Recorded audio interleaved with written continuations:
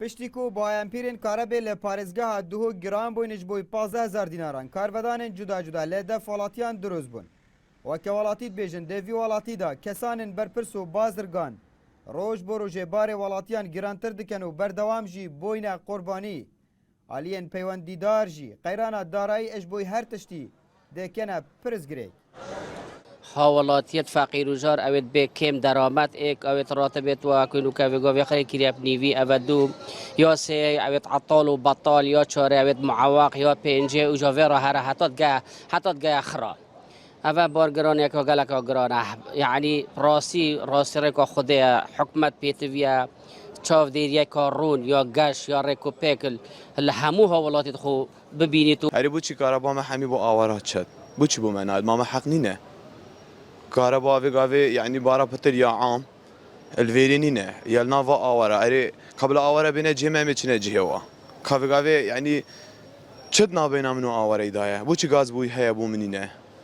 ها بلا بيت جهمن از ليش ما جيبي اگر راضي نه ابرو بلا بيت جهم از حالش ما جيبي 15000 گل گم بخلقي خدا بگلين حال عالم ببینن خدا عالم نه پاره نه راتبه نه تشتگی این حتی وری خدا عالم خوب 20000 شول نکرده چه امپری 15000 داد لدورداریا دوهوک جی اجبوی چاره سرکرنا و آریشه خودین مالیدان و دوردار دوهوک جویان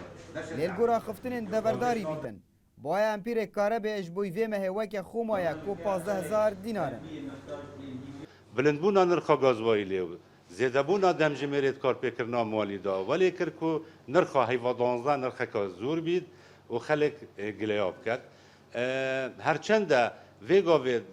او برادرید که پاره خلکی ورد گرنو خدانت مالی دا بو مباتف خویاد کن که خلکی چی اشکال نینه نظرم اول چه هاد خلکی پارید خودتو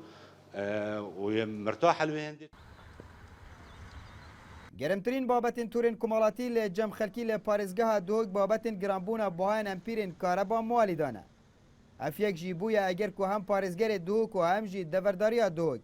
بین آخفتن لسر کم کرنا باهن امپیرین کاربه لیاف پای کولا به انجام ماینه عبدالصمد ریکانی NRT دوگ